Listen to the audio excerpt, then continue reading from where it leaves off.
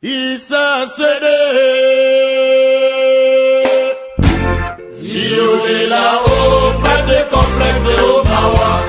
Otumoli peuple congolais, oluki papa Nzambe Mawa. Otumoli peuple africain, oluki kolo Nzambe Mawa. Binoba politicien foboyo kapasi na biso Mawa. Otumoli Nzambe Mawa. Afrique balila Mawa. Angola balila Brazzaville balila Nakabo balwa Nigeria makabo Liberia makabo Dosala nimo Basi Nalingi nalobaka sina ikobanga nino Nalingi nalobaka sina ikobanga prison Mawa mimi Namboka kubo Nalingi nalobaka sina ikobanga nino Nalingi nalobaka sina ikobanga prison Mami pose Nasalinge Namboka na biso mwaka moye mbele Namboka na biso droit ya bato ebalaka te awa na poto baliaka mango yao na poto baliaka mipikio mokili pasi bolingo ngai nasala salera bato banokomande kapasi nzambe bapolisi yaka mokili biso mawako nakisangani na shaba Zaire nyoso Equatere Bolingi bagere Osomi mondoki moko Okote tumana zamba Likolo bomando kuna yo Likolo ya mabele na yo Otumole na yo Nasara nime Osengi ne la yo Yeba verite na yo Yeba droit na yo Yenge zali mama Mawa minyo Tubele la yo Awa trop peuple congolais Mawa depuis colonisation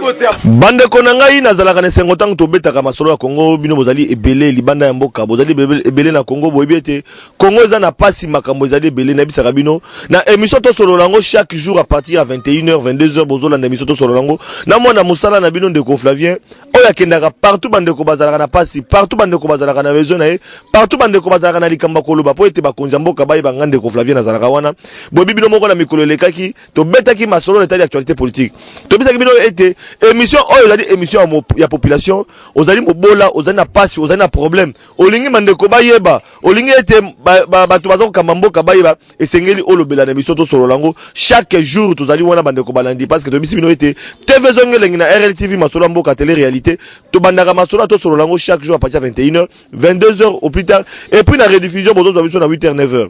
bandeko na ngai lobi na lakaki bino na okitana njili nalakaki bino na kitana njili parce que kuna toyoki ezali na mopaya ezali na étranger oyo ako déranger population ezali na mopaya oyo ako nyoko la population alinga komisa population lokola bandimi na ye tolobelaka ngo bandeko balandi soki l'état comme l'état moyini esengeli mpe toloba elingi koloba boye bandeko balandi bandeko oyo bazali sima ya ba étranger na betaka sete nalobaki yango mpe mokolo lekaki tomona chinois aza ogifle congolais tomona chinois aza kobamba congolais sa nyambele bandeko balandi mboka na biso tokomituna tokokende nango wapi bolandaki mokonzi ya mboka na discours sur l'état de la nation abetaki sete na hôtel de justice esenga mpe boyo baete na hôtel de justice bamagistrat ebele mokonzi ya mboka tia bango libanda esenga oyo boyo bape ete baoyo bazali kotambulisa justice mabe na eleko eleka bamisusu mokonzi ya mboka amema bango na retraite pourquoi parce que justice esengeli ezala équitable pour la population pour na bacongolais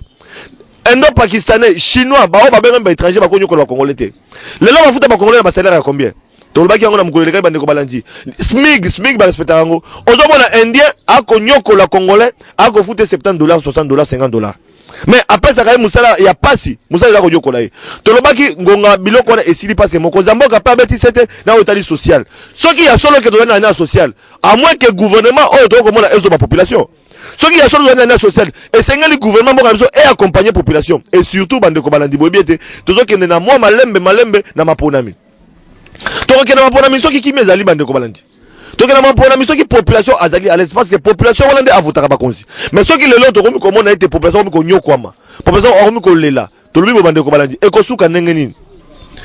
est-ce que mokoza mboka malobaki aza ko suba population za solo et c'est que to mona ba réalité to mona ba acte yango to lobi boye to solo nango na équipe mobimba to kinaka partout to zali awa na njini ne to laka kibino na veni batandu to komika to le bate eloko zali koleka awa bokomona chef coutumier na gauche bokomona bande ko musu na droite pe population ba mama bana na simana biso awa to zali na site makinette donc bato bayebi maya njili so osisi ka maya njili obandi ko mata site wana bo babenga ngo site makinette ezali na mopaya moko ayaki na ba tracteur wa abuki bandako to koluka ba azali nani tanga buki bandako na autorisation ya nani André Kimbuta yango ozaka ka wame maboye ka mboka nozo bango te buku mesa komi na njili ozali wala me maboye ka mboka nozo bango te premier ministre mboka na biso bino chibala makambo zali koleka na mboka biso bango te ministre de justice bien que to peso pe embargo to beto ba makambo na ote parce que au finga ba journaliste na longa comme ministre de justice yango parce que to wape na kanda na yo donc to ngi to babo bande ko balandi bande ko bazo ka mboka esengeli boy ba ete makambo zoli na mboka na biso o pe mokonza mboka yebite bande ko musu baza ko tambola na kombo ya bakonzi mais kasi baza en réalité na bakonzi te trafic d'influence to boy yango bande ko balandi mibeko za se mibeko ndako monopoliser malobate parce que boye que tango za kalika ma population na na kanda nango na biete esengeli to solo na population to iba bande ko mikila poto to lobaki na bino bande ko bakomi ko iba émission mais esengeli boye ba ete so bokoti na YouTube to solo yango na ndeko va Rusaki TV bokozo masolo mboka voilà bande ko balandi to za na avenue Batando to na njili quartier 8 eloko ni sali koleka wa bande ko balandi boko mona site wa munene boko mona bandako ya minene boko mona bandako babuki boko mona bato ba molala na babashi bande ko balandi nani ako nyoko la population nani alingi ateka site makinette banani pe bazali simana to pe ba konzi banani bazali simana to koyeba bande ko balandi boteme ko mo beta bino kasi boluka kama kambuti kasi mikongo pe kititi sona na population kasi to ibayo voilà bande ko balandi to zali awa to zali ko constater na zali entouré na chef na gauche na ko lingana yeba chef coutumier to vandi pemene azanani mbote chef mbote papa to zali awa na avenue Batando to zali na quartier 8 na commune Njili to ngi to yeba awa ozali nani ozali ko représenter nani nesika to vandio awa ngana za ko mi présenter ngai moko mabele ezali ya ngai ezali ya motote tozo wela ngona motote mena yebite ndenge moto wangu azokotsa mobulo wana za ko yeba ete soki ye nani yango eloko ngana za ko miloba mboka ngo bakonzi bazate pona kotala likambo ko sukisa ngo ba tribunal tozo kende makambo sezo sala matozo ko longa mais comment pona site na biso batika biso nye to longa kate pona nini makambo utaka wapi biso to yebi sinuate sino ngana yebi yete ngana sola na sinuate ya yebi ngate ngana yebi yete me ya beta katolo awa nani apesai na eba mutu apesai yete soki mutu apesai yala na mutu wana apesai atika ngana ba people na ngato vanda nye tozana likamuna yete ye pazana likamuna biso tazana likamuna mutu ya pesai alanda ye mutu ango komoni nani ezali soki bibiane ndenge to yoka ka bibiane mutatekela soki atekela ya solo soki ya lokutanga na yebite mais chef ya solo bazolanda yo ozali chef coutumier ya wapi parce que likamo pezo bomba mboka likama ba chef coutumier na sala ba émission ba chef coutumier ba koteka mapango ba koteka mabele lelo to bete ba chef coutumier bazali reconnu na ministère intérieur ba chef coutumier lelo bazali Regina oba ko benga lingomba ya ba chef coutumier kama manga lelo yo na mwana mboka Difima Bols oyo azali secrétaire général ya ba chef coutumier to yebite chef coutumier ya wapi ozali chef coutumier ya wapi parce que ba ndeko belebe ba benga ba chef coutumier baza ba prince to yebite ozali chef coutumier ya wapi ngai chef coutumier ya groupe ya Masina Petro Congo chef de groupement mikana nga na zwaka mbongo na banque yango carte nanga ya service yango nazamo konzi na yebani pa monani Comment on a Mandefu billet Samuel. Papa Mandefu. Oui papa. Mais yo moza Mandefu te. Ah yo linge bima. Voilà zalika ambiance pour tout mon chef. Voilà chef donc papa Mandefu tozali mabele no na quartier 8. Oui ils ont mabele na ngai. Ozo bo konjo depuis Mbolani. Depuis José si je me trompe pas 2009. Donc depuis 2009 oza okitana na oyo atikela bokonzi. Na kitela ki Ngangwele Daniel. Ok. Ngangwele Daniel depuis 2009 otikala ko za problème te mais kaka na 2018 makambo bandito na 2000 kaka na bambulo e utuko lekawa makambo ebani ko banda o sino so nanga na yeba sino te tango biso teka ka ba sino azalaka te bongo sino ngwa koyo to ba bota miao est sino ngata ndeko na bino te azande ko na biso te ka yebi fumu pe abotaki na abotaki pe na ba chinoise yo yeba te ako ba fumu kala pe ba mobulu te eloko moko te ya yebi même bato ba kufa wana ya yebi bango te ayeba bango epa yo wapi. Voilà, papa Mandefu fumu Mandefu azaye moko te bozo constater tozali na ngambo wa tomoni ndeko ya wana mikanda tozo ibate soki ndeko nani. Voilà bandeko to solo lango masolo bandi to ba émission babola émission bato bazana passe bozana problème population sengela iba bakambi mboka sengela iba pour être justice et salema so ipi bozana tort justice et kata wana tort so bozana na justice bozali na vérité justice et kata mais toboyi justice il y a deux poids deux mesures oh lelo population za konyo koma to comme na année électorale ba considérer population sengela iba ah to kina mponami tout le monde la population yo moko 600 papa komona kombo na ngai Mandwaki la Makiese Joseph. Papa Joseph, na ba mikanda wa na ibite yoza nani na moni chef coutumier yozo représenter nini yawa. Bongai nazali coordonnateur ya bater coutumier ya groupement Masina. Ah ok. Donc coordonnateur ya bater ya coutumier. Soki coutumier soki ne français peut ça passer. Alors yebisa biso eloko ni zali koleka awa tuzali na avenue Batandu, tuzali na quartier 8 na commune Anjili na site Makinette eloko nini ekoleka awa chef alobi azo bo considérer depuis 2009 kaka na bambule bandi komona chinois ngana tuni chinois wana la mususu fumu wadali tata na ye abotaka na chinoise moko ya bia ibite azape na ndeko ya chinois te soki tantôt malgache tantôt chinois tantôt français mutango pe toko ebate yebisa biso eloko nizoleka ndeko Flavier en tout cas ezali mawa mingi pona situation ezoleka na site na biso oyo parce que ndenge chef otoko loba ya azui bokonzi na 2009 mais ngai nazali coordonnateur de bater coutumier Masina ça fait c'est à peu près 20 ans, c'est plus de 20 ans. Depuis 20 ans, ça fait 20 ans. Oui. Nazaki chef de groupe, Nazaki coordonnateur ba coutumier Masina depuis prédécesseur naie de fin chef de groupement Ngangwele Imbali Daniel que son âme se repose. Yo moni ba ngone ba aussi succéder tinera du pouvoir. O bandaka déjà kala. Voilà. Donc yebi masolo ngo malamu. Voilà, na banda masolongo kala ti chef eko kutangai nazaki déjà il pas reconduire ngai nde tozana. Il y a chef solo parce que likamba ba chef doit poser problème. Bon, vraiment eloko lobi eza solo parce que likamba ba chef ezo poser problème mais biso presendenge tozala il fallait mikanda eloba. OK. Je crois que azali chef de groupement a succédé qui Mandefu Ngangwele Imbali Daniel depuis mois de mars 2009 intronisation de Salemaki. Alors je crois que naza pena document awa même ville Kinshasa ezali organisé ezali géré ezali tozana gouverneur de la ville Kimbuta yango okomona awa kombo Mandefu Bie Samuel na document gouverneur ya ville Kinshasa azo reconnaître comme chef de groupement Masina.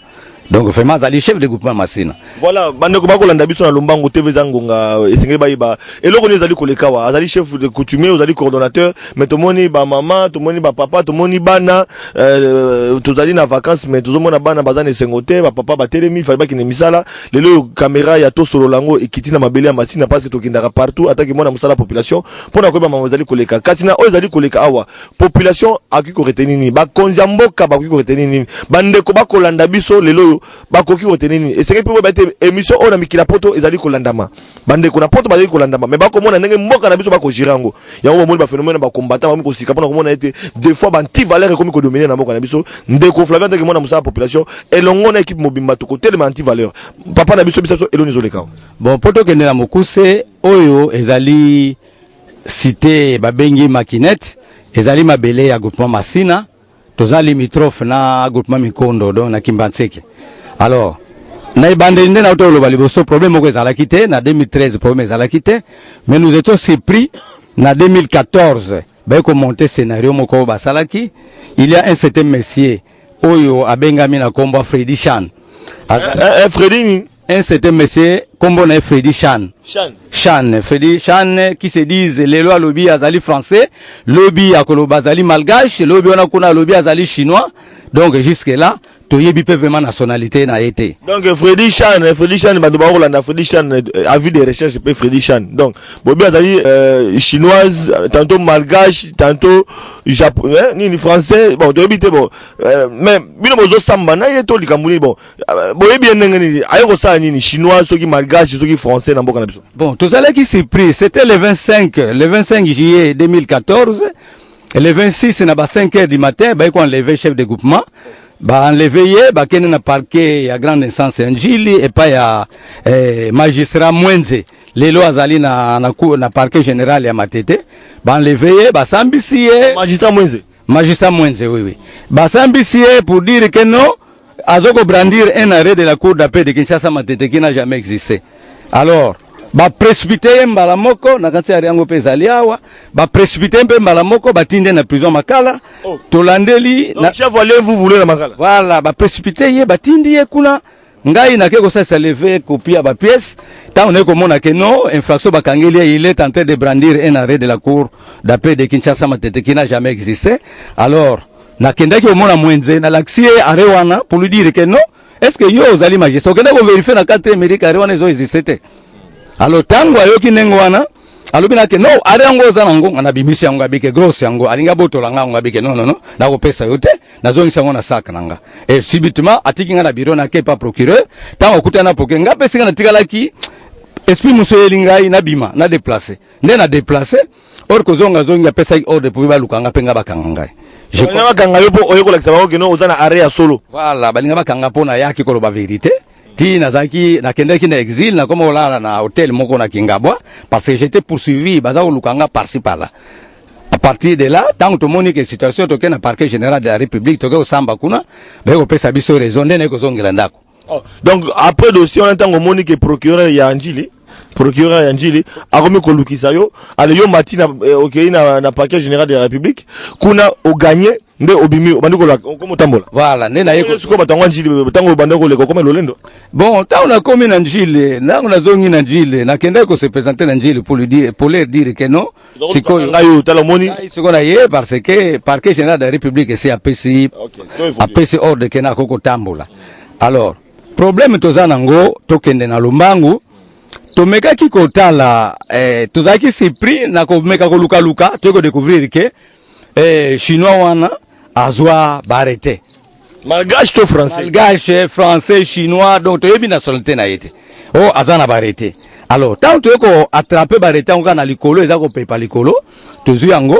to ko mona ke non il faut to bunda to ba originaire ya barete wana to kendaki na ngombangu avocat moi erreur muke salemaki toke na cour suprême à justice tant to komi na cour suprême à justice to ko mona na cour suprême ba ko ba ke tozaki to kendaki ezaki prématuré ya kokena cour suprême tozongi mbala moko mbangu soko tali awa mukanda yango ya liboso tokenda consulter mena cabinet ya Minaku cabinet Minaku oyo nani président assemblée nationale toke ko zo engagement na cabinet Minaku eko kozwa likanisi akomeli ministre affaires foncières pona ko vérifier soki bare wana arrêté wana bayebi yango to bayebi yango te alors tango komi Obin Minaku oyo azali président assemblée nationale maître Obin cabinet na ye donc ayebi yango ayebi cabinet na ye lettre yango oyo donc ba institution yebi to kende tango to komi wana lettre koti to suka kipeka kawana te non c'est la simba wana to suka kaka wana te to kendaki lisusu ko sala mukanda mususu mbangu na journal officiel tokeli so na journal officiel na même date kaka tokomeli journal officiel directeur ya journal officiel po tomeka koyeba existence ya bareto soki ezali ou bien ezali te. Donc on est lettre ya directeur ya journal officiel to komela ki alors la lomba komela ki journal officiel pour na koyeba nini to komela ki journal officiel pour to yeba existence ya arrêté parce que en réalité na mboka na biso arrêté so que ça publié na journal officiel te yeba ka journal arrêté na za opposable. D'abord cabinet maître Obin Minako cabinet na ye e komeli po boluka boyeba origine ya arrêté wana origine arrêté. Bino mobe ko na journal officiel ko déposer lettre po boyeba soki arrêté na ezalaka. Tokeli ko vérifier soki arrêté wana ezoko exister ou bien ezoko exister. Alors nine yaki nakanisi après un mois ya vérification na journal officiel eko komela biso mukanda oyo. Donc voilà ndeko Fisson sunga biso bandeko bamona donc toloba TV za radio te bandeko balandi. Mikanda ne sengele loba. Donc biso tozali au milieu du village, tozali biso impartial, neutre, objectif. Donc bozo Rolanda émission to solango émission population, so ko za na mikanda ozali na preuve no ya ko loba bandeko bamona. So peza yango te, so pe bandeko ba ko landa biso bamoni ke za yango te, ke ozali ba usage faux usage de faux. Boyebe ko contredire parce que c'est émission population mais jusque là ndeko baza ko dénoncer donc namoni na journal officiel ba commis à maître Richard Monsini Nibi Kanda immeuble namoni power demande des renseignements voilà. Donc, à journal officiel. J'accuse réception de votre lettre du 8 février 2016 relative à l'objet repris en concerne et vous remercie de la confiance que vous placez au journal officiel de la République démocratique du Congo. Après vérification par mes services, je vous informe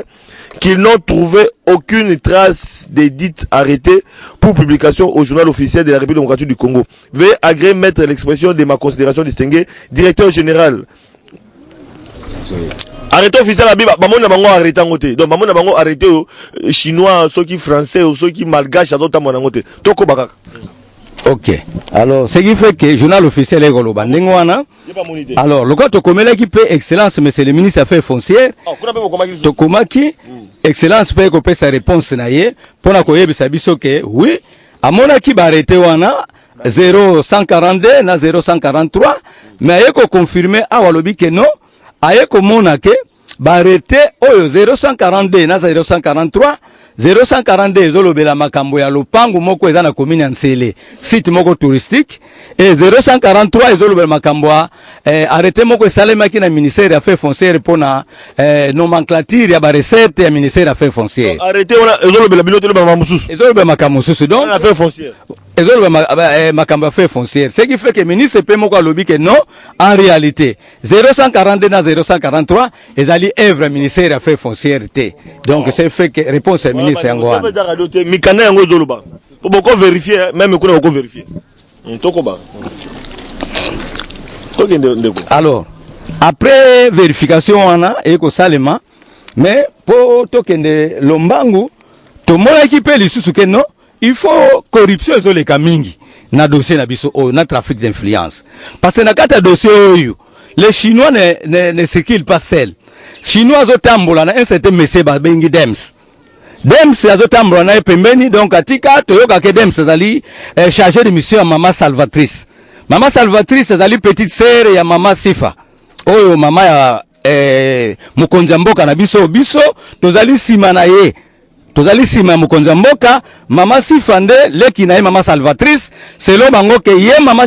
Mama Salvatrice mo pesa ki chargé de mission na ye pourvu que atambola kana malgache wana pona ko faire souffrir peuple congolais awa na quartier 8 na commune Njili. Alors tangu to komeli excellence Luzolo Bambi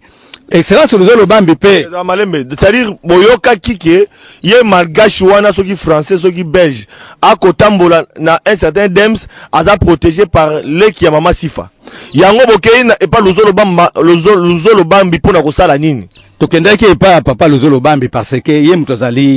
azali mukumba munene oyo mokonzi mboka pesaki ye pona kotala mingi trafic d'influence akoma mokonzi mboka to pe bazosalela ba trafic. Alors tabo comme Luzolo Bambi réaction zani tango tokome papa Luzolo Bambi directement alala ki pongite ayeko koma mukanda akomeli procureur général de la République wana fonga tanga ngo penza parce que TV za radio te parce que ba dossier sensible boy o mufungo mukamata te ngana zolo bate mikanda ne zolo ba yango moko voilà bandeko balandi parce que on ndeko Flavien Bobo mola la soupongité depuis masola mboke bandi voilà ndeko namoni ndeko Fisson moi le mbango parce que bantu bazo landa alors na o etali tozali le 31 octobre 2015 conseiller spécial du chef de l'État en matière de bonne gouvernance et de lutte contre la corruption, le blanchissement des capitaux et le financement du terrorisme. Boyoki. Alors, tu as la date où on a transmis pour copier information à son excellence, monsieur le président de la République. Donc, Likambo Bandeko Balandi, réponse à Luzolo Bambi, a tineli copie na Mokonzamboka. Donc, il a dit Likambo, na ote, on de Flavien T. Il a dit Likambo, Eyebani, na Bakonzamboka. Donc, a commis Mokonzamboka, a commis le ministre de la Justice et garde des droits humains, a commis le procureur près la cour d'appel de Kinshasa Matete, a commis monsieur Mandé Foubi et Samuel, chef coutumier. Donc, ils ont un chef coutumier, pas dans la monnaie, mais quand il comment mieux. Ah, monsieur le procureur général de la République à Kinshasa. Dénonciation pour corruption et trafic d'influence. Wana Ezali Luzolo Bambilesa. Monsieur le procureur général, vous avez reçu certainement la copie de la lettre numéro MMBS-CC du 13 mai 2015, m'adressée par M. Mandé Foubi et Samuel, dans laquelle il demande mon intervention contre la corruption, le trafic d'influence dont il est victime autour des sites situés au quartier 8, 9, 13 dans la commune de Ndjili et quartier abattoir dans la commune de Massina. Il résulte de l'examen du dossier que votre office serait déjà saisi de ces faits sous l'instruction de monsieur Toulibaki, avocat général de la République. À toute fin utile, je vous transmets sous ces couverts la copie du dossier. Veuillez agresser monsieur le procureur général de la République l'assurance de ma parfaite considération Luzolo Bambi. Donc, dossier est matil sous l'icolo Bandeko Balandi. Copie dossier monsieur, pardon papa. Alors, toye kokoma wana, tangu lettre EKI et pas ya papa Luzolo Bambi, après si a commis le procureur général de la République. Procureur général de la République est pas là qui pongite, a yeko répondre. Réponse n'est angoyo ya PGR. Voilà, TV dans la dote bandeko balandi fiso, moi lombango, parce que mikane zolo bandeko ba vérifier, parce que on de kovela ko tanga zaki yangote, ngana ebite, ngana zo tanga na zomona. Voilà bandeko balandi TV za dote na bandeko TV za dote. Voilà. Kuna ba procureur général de la République ba komela qui est na mwana mboka Luzolo Bambi, il pas comprendre, à répondre. Alors Biboy a commis transmis copie pour information à monsieur le procureur près la cour d'appel de Matete à Kinshasa.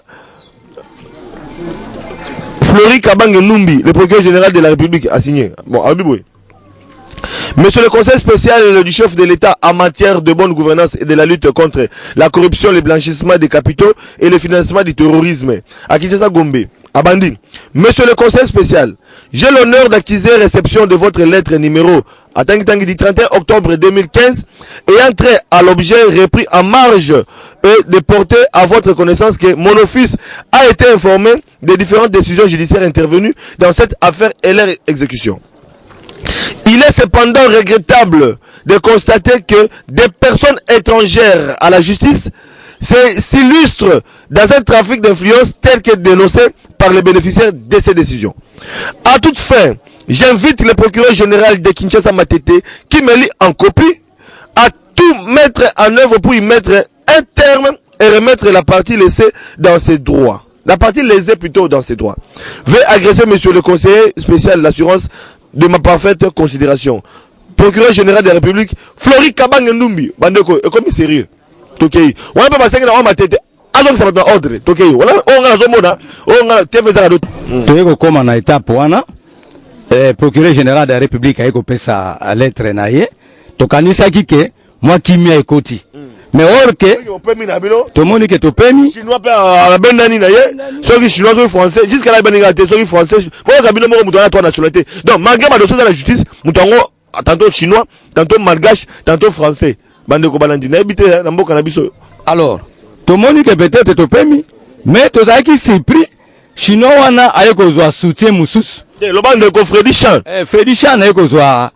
soutien mususu soutien ayeko zo sikoyo na niveau parquet général près la cour d'appel de Kinshasa Matete. Mais quand c'est ba komela de mutu Matete. Ba komela qui est mais malgré lettre zo qui est pas PGR. Ozali mukonzi na ye procureur général aboye kiko exété yango. parce que lokola boye ko exécuter ngo c'est fait kaza kina intérêt na ya ko viser et pas ya malgache wana alors quelque chose appuyé pas malgache ba Fredichan malgache malgache et nan Fredichan na quelque chose soutien et pas malgache et pas ya procureur général ya Matete oh to sengi pe kuto dire merci lokola pe ba konza likolo ba eko yoka kolela na biso balongoli ye pe na Matete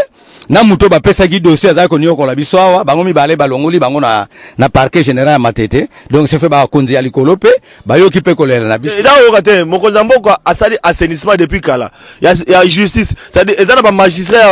ya mabe alongola bango ba to bazo sala droit bazo lire droit mabe atia bango pembeni ba miso bango na retraite wala c'est ça mambule leki donc mokonza mboko na tali appareil judiciaire ameka mpe ko retoucher le pe cour suprême de justice et comment éclater to comment na cour constitutionnelle to na cour de cassation na conseil d'état donc justice eza kokoba se kokoba pona tali mboka au moins du côté wana to mona moi to mona pe moi elembo yango to continuer ko dénoncer ba oh baza ko continuer ko na banti valeur to ko dénoncer bango émission to selon la population ekolakisa bande ko nyoso oyo ba ko nyoko la population ba ko nyonga population et sengel ba ko mboka ba yango to ko baka na koba ngane na bateka mikana ndezo ko loba bande ko balandi ndeko Flavien vraiment ezama mo lemba te na lembite lokolo komi awa parce que na ba démarche na biso to yoko découvrir souke le monsieur là to mona kina ba arrêter to yoko découvrir sous ba certificat d'enregistrement ya nini yoko mona ba certificat d'enregistrement azwa ba certificat d'enregistrement pour na ba site oyo ezali 4 certificats d'enregistrement to yoko découvrir et pas na ye alors tangu totali ba certificat wana to yoko découvrir que na kata certificat parce que mboka na biso ezaka mboka na biso te mokili nyonso elobi ke mutu so alingi azwa certificat d'enregistrement et sengeli la mise en valeur. Mais tout le monde a un certificat d'enregistrement et awa, baloni que aloni plus de 5000 arbres fruitiers.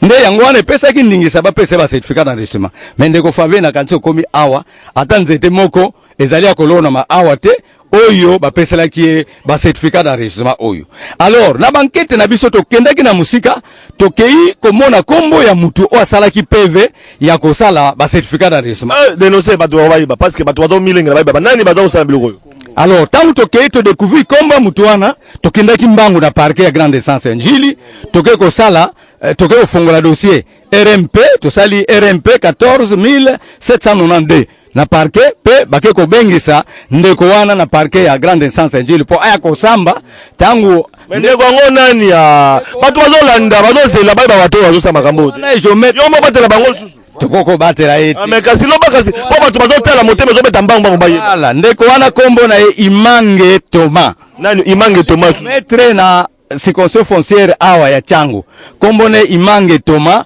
yende mutu asaki PV wana mais tangu akomi devant magistrat pona kosamba na ye alobi ke magistrat yokelanga mawa kosala nga mabete parce que ngai pe si twana na yebi yango te oh na komba bandeko bozona na pas to komi susu si twana nga na yebi yango te na koma kuna te mais mukonzi na ngai azaki chef de division na ngai komone ngolo lelo azana secrétariat général ye mto imposa kinga ke tsaka ka signature na yo na mukanda. Alors magistrat alobi ke te o eza makambo minene il faut to entendre sur PV ba entendre sur procès verbal je crois bien que ba déclaration nyonso yango na o nazoloba yango eza na kata mikanda o ya parquet parce que senga ki lever copie ba pièce yango ndeko landa zwa bandeko ba mona donc document za nini document eza PV o bantanda ki géomètre Imange devant parquet à grande instance ya Njili voilà bandeko ba mona tokuba. Alors tango asali yango ba asambisi ti esili magistrat amoni ndenge wana keno esengaki dossier oyo eza dossier moko makasi parce que le coûté eza na kati yango wana kwa komona awa toza na document mususu awa eza ya parquet ko sala nini oyo ya transmission dossier na tribunal pour dire que bato oyo bazala poursuivi pour na faux usage de faux en écriture tout ba mama kambo belé komami awa na kanti PV yango oyo ceux qui bakoko filmer yango o PV nini o ezali nini ya transmission dossier na tribunal pour na ba fausseté nyonso oyo mundele wana Fredichan na ekiri na yena groupe ne baza awa bango nyonso basalaki pona kosala mikanda ya lukuta parce que mobeko est autorisé te que mutu akozwa certificat d'enregistrement soki asali mise en valeur te mais vu mise en valeur ezate alors na tanzete te asala ta bangari ye moto asali seke be mikanda wana nde bofundaki ye et puis ye moko be alona te na bité te vela ka to bandeko balanji bomo na sitango bilongo na bilili be bomo na sitango bino moko ndenge ni bomo na bandako batongi bomoni bandako babuki bomoni bato bomolala na babash bomoni kota bazelo donc bozo mona vraiment ta la vie ta la cité mobimango mais ngala mona ta nzete moko te kana bandeli wana mais yaki na site na bino te peut-être na venu batando ne bandeli tango comme l'école maquinette moi ba nzete moso zaki wana mais tango koti na mona ba nzete te mais 5000 fruitiers na habité dali ya site oyo to ya site mosusu. Bon, exactement 5000 wana ezali ya site oyo abika lona ki 5000 mamuzo lona ki ngo bino na chef boyo bukango boyo kata katango. Bon, na ebité peut-être ngana kolo bake awa pona ko kata banzete za na procédure nango pona ko kata banzete situ wana awa bana bazali ebelauti bazana bezo so peut-être ba avocat ezala kiao ba malale za kiao za pona intérêt bana baliat mais soko tali a ba accord na ba basala ngo na 2000 na fin 2013 banzetango tango ya alonaki yango et certificat d'enregistrement zo yango na 2014 banzetango ekolaki mokoloni donc c'est nzete moko ezalaki awa te parce que jusque là ta PV moko agronome wa sala musala wana emonana te donc ezali solo te ezali nde corruption na ye apesaki moi eloko nde ba géomètre wa beko sala paso landi même déclaration géomètre wana na document na laxi a témoigner devant parquet devant magistrat citaire que na mona kutu site on ndenge ezali te mais chef na ngai a obligé kinga ke tia signature na yo awa tia ka signature na yo donc c'est vrai que a mona te eloko moko te na zo rappeler na opinion publique ba na biso tozali na site maquinette bozo constater chef coutumier mandefu mokolo site wa tozana yawa to moni ba mikanda ba correspondance nyonso oyo ke même na niveau ya présidence de la république même na niveau ya mwana mboka Luzolo Bambi ozo landa makama ba corruption na mboka na biso mais institution dans le niveau ba procureur près de la cour ya Matete procureur général de la République donc cabinet ya maître Aubin Minako oyo ezali ko landela dossier ya chef coutumier oyo c'est pour vous dire que makambo za sérieux. Donc moi la mboka Aubin Minako en tant que président de l'Assemblée nationale Bosengo Bayete azali avocat azali na cabinet na ye donc cabinet na ezo landa pe dossier donc c'est pour dire que non de que moi musa population pe a landa dossier. Donc la système sur le quoi surtout le ba nani ako nyonko la population bozana passe bozana problème mais surtout sur la population ngwana benga biso to ya pona ko sunga bino lokwa bandeko ya njili ba benga biso mbala moko na sita kité na yaki mbala moko na équipe to sur lango poto ba makamizo de kamboka biso toko kulukato ba Freddy Chan wana Freddy Chan soki Freddy Chan tantôt chinois tantôt malgache tantôt français jusque là na on a pété. Mais à la pièce d'identité, il y a Freddy Chan. Bon, voilà. Donc, il peut pas passer par les collègues. Bon, donc, ça m'a fait Freddy Chan à Kebo. N'a pas titre immobilier ou n'a pas titre Yazuana. Identité des anines. Comme on a nini. Et puis, Ndengazawana, toujours comprendre. Azali, na nationalité nini. Oh, n'a pas document aux anango. Bon, papa, en tout cas, il a retourné à Malamo parce que Mutuana Zali Mutuana Zatel m'a compliqué. Parce que ce Otali, il y a Freddy Chan, Nazamubali. Mais ce tali protocole d'accord au Basala, soi-disant société point chaud. Ils ont existé. Société point chaud, on a mutezo qui bangangement wana. Mais société point chaud, ils allaient représenter na Mucheng. Azali mona mwasi. Aza Mucheng. Mais si comme Mucheng amona nakate, mutu ayoko mona na dossier ils allaient Freddy Chan.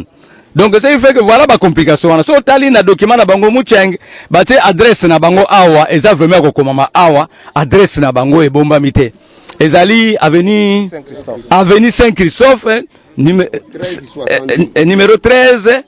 62 Ezali avenue Saint-Christophe mais na première limité mais ça boke kuna boke lukaye kuna ba ebiyete azate avenue ngo ezali avenue zo existe mais azalite alors voilà et le kozawana on parle de Mucheng. Ma correspondance au mususu nyonso toza ngo même ya 2000 donc justice ataba kei ko luka bango ba mona bango d'adresse Bourgmestre même ya commune limité asali nyonso azuye te rien le komoko te ata mutoto gérer ba administrer ya commune limité Bourgmestre ah mboka na biso makambo ata Bourgmestre moko zo luka ba administrer ya commune amona bango te azomona bango te azokenda azomona bango te omoni lokola correspondance oyo ezali ya 2017 eza 2017 on parle toujours de cette adresse là mais adresse wana eloko moko ezali te. Donc azoko mona nate alors c'est même so bandeko ba osunga biso voilà awa tozali na protocole d'accord bandeko ba osunga biso protocole d'accord na ngina tanga na bela biloko na ngana zotanga onga nazomona donc nazolo bate nazotanga ona rodo ote mufungo mukamate te nazotanga onga nazomona bandeko na ngai na protocole d'accord oyo tozomona ezali entre les sous-signés tozomona établissement point chaud inscrit au nouveau registre du commerce de Kinshasa Gombe sous représenté par madame Mucheng. Sa gérante, 6 avenue Saint-Christophe, numéro 1362, donc 1362, dans le quartier Funa. Donc, on a besoin de TV au Bavani dans Saint-Christophe, numéro, avenue Saint-Christophe, numéro 1362 na quartier Funa na commune ya Limité peut-être bayebi mama oyo donc na ebité soki avenir ngo kisaka mais babe kisaka bon yango wana bande ko na parce que mission dans ma partout voilà to ko retenir ni soto l'équipe Mambakoro. Alors lokola toleki na makambo protocole d'accord oyo eloko ne salemaki muchenga muna nakate mais na Fedisha na sali ba manœuvre na ye akena tribunal la grande instance Njili lisusu akena tribunal la grande instance Njili akeko asigner batu oyo tozoko ka moi-même donnema tozaki devant excellence monsieur le ministre de la justice na kantina bombelaki yangote na lobelaki ye auto monique lelo yo tozoka moi que on peut même assigner les gens na kombo ya Esther ou bien na kombo ya Alain ou bien na kombo ya Joseph devant tribunal or que na mibeko to yebi moi muke passé ba lobi ke mutu nyonso foye ba droit ndenge ezali mibeko lobi ke pona ko signer mutu na tribunal il faut assigner mutu na kombo na ye ya mobimba wanda de tribunal yo kombo lo mobimba lokola ngai kombo na ngai Mandwakila Makiese Joseph. Voilà. Donc ba ko signer na tribunal kombo Mandwakila Makiese Joseph ba ko signer kombo Joseph kaka pamba ba Joseph ba leke belé eza non commun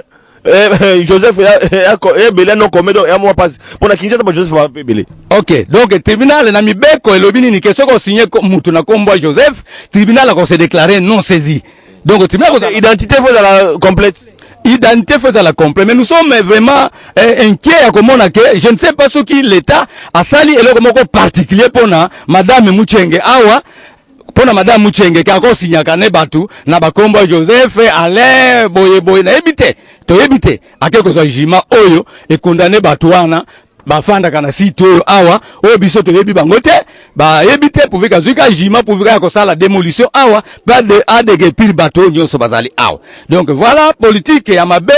oyo kaka Fedisha wana basala ki pour vika ba ko tia désordre awa na site asika biso tozali na complicité ya na tribunal la grande instance Njili et soko tangi ya na signation na bango adresse ya bateau ils ont reconnu que cette adresse là n'est pas connue bazana badresse moko inconnue. Alors kaka bango bato basala droit na université ba yebisa ki biso ke balakisaka biso ke soki mutu ayebani adresse te soki kombo na yebani ya mobimba bazana procédure ya kwa signer il faut na journal officiel après ils en la publication mais le comment que salamate et surtout plus grave que ils en a surnom alors eloko tomona ki mabe mingi na tribunal la grande instance ngwana jime bimi o ezopesa madame Muchenge faveur. Voilà situation de zalango c'est qu'on a niveau tribunal la grande instance. Voilà, alors pour la construction c'est parce que bande ko ça qui note veza ngonga consommer ba ministre nyoso en résumé ba to ko retenir nini na dossier oyo pour être émission biso comme na suka. Alors en résumé tango dossier oyo ke na tribunal wana ba occupant baza ba iko sala appel baiko sala nini tierce opposition contre décision oyo mais nous étions surpris ba s'attaquer na jima o ezali ya mabe na bakombo balin o esali makate mais en complicité tribunal la grande instance Njili. Alors la stade oyo to comme la niveau ni na stade oyo to zana ngo tribunal la grande instance Njili soit disant que ko condamner sur ba occupant c'est pendant que le jugement est malamoté. C'est pour cela que basali appel ba na cour d'appel. Alors pour la biso pour na ngai etant que coordinateur na zoko senga premier président tribunal ya cour d'appel ya matete o azoko landa biso yende mutu azali oyo bazabana ne bazana Njili bazo créer ba désordre. Dossier ba na appel ba attaquer pe jugement oyo. Ba attaquer jugement oyo sikona tango ndenge ko évoluer. Alors tozo la suite nango na niveau appel ce qui n'est ko lekela mais tozo senga ke makamala la biso peut-être une minute ya occupant papa na biso ko tikele mo place aya ndeko apusana azali président ya ba occupant akofanda ne wa papa Rontol okotikela ye avant nane atawa ata yo pe bon ndeko yaka mwana lombango boy ba kino TV za radio te bandeko balandi tozokoba. Alors namoni ndeko alobi nyoso coordonnateur na bino alobi nyoso yo zali président ya ba occupant awa juste une minute quel est le message clé parce que balobi bokei na appel la justice pour personne ko retenir parce que donc to des annoncer émission na chef coutumier bon eloko tolinko tozosenga mingi na l'état na biso ndenge ndeko auti koloba awa tout d'abord il faut na mi présenter comme na ngai Tomantiala nazali occupant document na ngai attaque occupant na kata mabele oyo officiellement o l'état yebi yango oyo fiche parcellaire o bandeko pe basusu bazali na yango awa mais eloko ya moto to loba nini to beke eloko moko motu ya peno loba ke président de la république alobi sur le plan social makambu ya social maintenant biso a to souffrir à cause ya social. Pourquoi? Parce que document chef peut-être biso mabele yango chef reconnu officiellement dans l'état congolais bomoni ba titre na ye. Maintenant le 12 mois 2017 tomoni chinois aye ko buka biso ndenge ndeko alakisaki na jima ou alakisaki yango. Alors problème na biso ya motuya ezali nini? Ezali ke bakonzi ya mboka na biso ya Congo ya République démocratique du Congo. Congolais motonio surtout na mboka na ye azalaka na mwa droit moko oyo pesa na pouvoir. Chinois oui, à cause de la peine à droit, mais ça na droit nanu a pas na biso de parce que ezana ba article ou ya 4 ya constitution na biso eza kondimate surtout que l'article 32 avant étranger à ça les locaux il faut alanda ba principe na ba norme na loi ya mboka wana. Mais pas une abisso to monique chinois azalaki na sima bato ko kotindika ye na kaka bande ko na biso oyo to denosaki ndenge ndeko awuti koloba awa ça ne sert répéter sous ba kombo. Mais to sengi boy pour un problème y appel c'est bon bien, mais sur le plan social président de la République le président Joseph Kabila atika la koyeba ke derrière chinois ben lecteur bazate bat bako voter bazate ba chinois bakoya ko voter mais derrière ba occupant oyo bazaye et pas ya président Thomas donc il va voir les alliés wa ebele. Alors de deux le chef coutumier a raison et mi be ko pe talisa biso ke makamlo zana na nzela boni tokoke na kokufa yango wana to sengi na bakonzi ya leta nyoso tu auto denosaki soki et plus précisément Yandre Mbuta Kimbuta po yende azali kolo mabele oyo soki akozo le devant te yoka papa yoka yani kambu ya poele biso tokosala nini tokozwa biso moko en charge auto prise en charge soki chinois koti awa biso tokozwa charge na ye problème ko ya bango kuna papa boka combien côté loba yango voilà bandeko balandi tokomi na suka chef tongi tokabwana na yo pona kokabwana na yo message bon ngana pesi makambo epana bino makambo sino wana biso yebilete il faut akitawa akoko tia makolo na ye awate toli komona yete. Voilà bandeko balandi, voilà tokomi na suka ya émission na biso tolobarango TV za radio te bandeko balandi boyoki ba occupant ya site maquinette awa boyoki coordonnateur ya site maquinette awa boyoki chef coutumier ya site maquinette awa tokomi na suka ya émission na biso TV za ngonga bandeko balandi TV za radio te tolobarango partout bandeko bazana bosenga na biso toyaki awa na njili na quartier 8 na site maquinette poto tala masolo ngo zali koleka site maquinette e bandi kuna likolo tina mayanjili donc na sima na biso tozana mayanjili bokola na bandako babukaki déjà oui maison babukaki bomoni o etikali bomoni bino moko bandako po o etikali boko mona awa ya site oyo babete chinois wana malgache wana français wana na kombo ya Freddy Chan alingi koya ko buka su bandako bandeko bazana appel tokoya isusu toyeba masolo ngo zali okende ni silote ba autorité mboka bato bali saisi voilà bandeko balandi émission population na tondi bino botondi mingi parce que bozaki ebele tenge to bakango chaque jour à partir de 21h 22h na RLTV et puis na rediffusion bozona na biso na tongo à partir de 8h 9h masolo mboka masolo Congo wapi tozalaka ozana pasi ozana bola ozana problème olingi bakambia mboka olingi batu bayeba yango benga biso tokozala wana ndenge toyaki lelo na njili pona kobeta masolo l'équipe technique mobimba donc pesi bino mbote bisika bozwami parce que masolo mboka zali ko continuer tokuta lobi na masolo sika isa swede violela o pas de complexe o mawa otumoli peuple congolais oluki papa nzambe mawa otumoli peuple africain oluki kolo nzambe mawa bino ba politicien fo boyoka pasi na biso mawa otumoli nzambe mawa na Afrique balela Angola balela Brazzaville balela na Balwa Nigeria makambo Liberia makambo dosala nimo basi nalingi nalobaka sina ikobanga nino nalingi nalobaka sina ikobanga prison mawa mingi na mboka kubo nalingi nalobaka sina ikobanga nino nalingi nalobaka sina ikobanga prison kamiponga nasalinga na mboka na biso mwaka moyembele na mboka na biso droit ya bato ebalaka te awa na poto baliaka mangoya na foto baliaka video mokili pasi bolingo ngai nasala salera bato banokomandeka pasi nzambe bapolitike yaka mokili biso mawako nakisangani na shaba ezaire nyonso ekwatere bolingi bagere osombi mondoki moko okoti etumba na zamba likolo boma ndeko na yo likolo ya mabele na yo otumolela yo nasala nini tosengi ndelawe mutu yeba verite na yo yeba droit na yo ndenge ezali mama mawa mingi tubelela yo awa trop peuple congolais mawa depuis colonisation